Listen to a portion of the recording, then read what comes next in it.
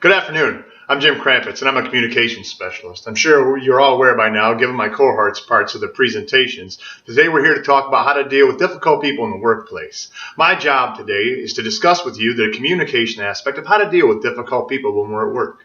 Today I'll be going over the best strategies to communicate with our coworkers are who's being difficult, ways to prevent the conflict, what to do, and tips for improvement. My story's simple. At the age of 27, I got married. I wanted to make sure that I never missed communicating everything, I should say. I wanted my wife to know and understand a lot about me. No matter what we were talking about, when I started to do this, began to realize that there was like a fire that grew inside me. It fueled me to want to know more about how we can effectively communicate with one another. I wanted to learn how to communicate with every person, both personally and at a professional level.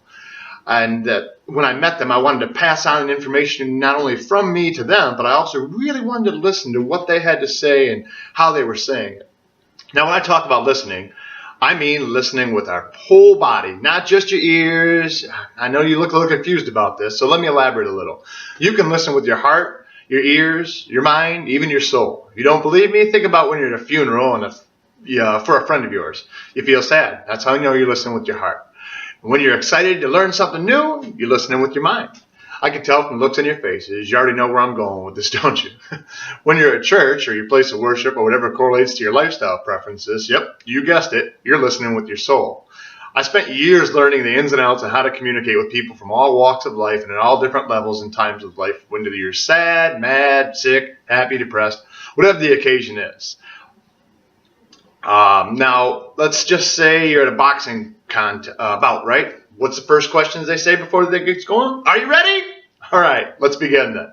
Now, the Merriam-Webster Dictionary defines communication as a process by which information is exchanged between individuals through a common system of symbols, signs, or behavior. So you want to know where you start? Well, let's start by learning the basics of nonverbal communication.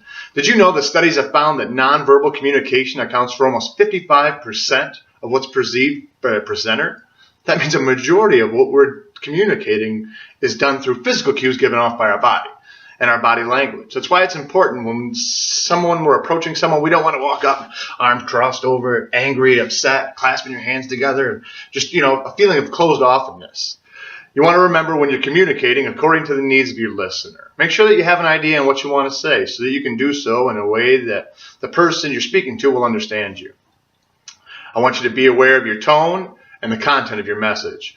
You want to make sure that your message is framed in a clear and beautiful language. The tone of your message should not injure the feelings of the listener as much as possible.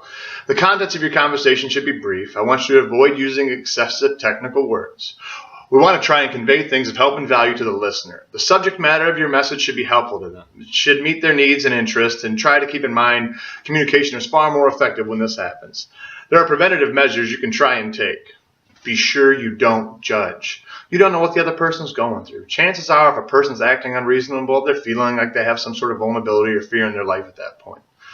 You want to try and turn conflicts into negotiation. Find some mutual ground to stand on. You want to be a good listener. You want to hear them out as you would want someone to listen to you. You want to engage with them. Ask them questions about what's going on. Is there anything that you might be able to help them with? I want you to focus on your forward motion. Explaining where you're coming from can make a world of difference in some situations. In some cases, people that seem difficult may be doing so perhaps because they feel you're the one being difficult. Working through a situation can help you and the other person understand where you're both coming from. Lastly, I want you to empathize with them. Now, here are some tips I've found which work really well in dealing with such people. Be calm. Losing your temper and flaring out at the other person isn't the best way to get him or her to work with you. It's better to assume a calm persona. Someone who's calm is seen as being in control, centered, and with more respect. I mean, would you rather work with someone who's predominantly calm or someone who's always on edge? When the person you're dealing with sees that you're calm despite whatever he or she is doing, you'll start getting their attention. I want you to understand the person's intentions. I'd like to believe that no one is difficult for the sake of being difficult. Even when it may seem that that person is out to get you, there's always some underlying reason what's motivating them to act this way. Rarely is this motivation apparent. Try to identify the person's trigger. What's making him or her act in this manner? What's stopping him or her from cooperating with you? How can you help him or her meet their goals or come to a mutual resolve? I want you to get perspective from others. In all likelihood, your colleagues, managers, and friends have experienced similar situations as you have. They'll be able to see things from a different angle or take a different take on the situation. I want you to go seek them out. Share your story with them. Listen to what they have to say. You might find some golden advice amidst the whole conversation. Another thing, I want you to let the person know where you're coming from. The one thing that's worked for me is let the other person know what my intentions are behind what I'm doing. Sometimes they're being resistant because they think you're the one being difficult. Letting them in on your reason behind your actions and the full background of what's happening will better enable you and them to sympathize with one another. It will be easier to get them to get on board with what you're doing. I want you to learn to build a rapport with them. Our work today can turn into a very mechanical process, giving computers, emails, and messages, and all those other types of things. Try to reinstill the human side of it by connecting with them on a personal level, face-to-face. Try going out and having lunch together.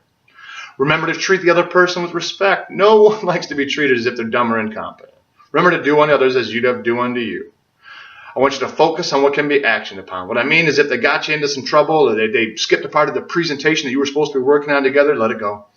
Just forget about it. Whatever it is, it's already happening. Don't harp on it. Don't dwell on it. There's nothing you can do to change it. Just try to move forward. Another thing you can do when you get near towards the situation, if you know, at all costs, try avoiding them. Try ignoring them. Just don't deal with them. When all else fails, at the end, the only thing you got left is to escalate it to a higher authority for resolution. What I mean here is when all else fails, I want you to go to your manager.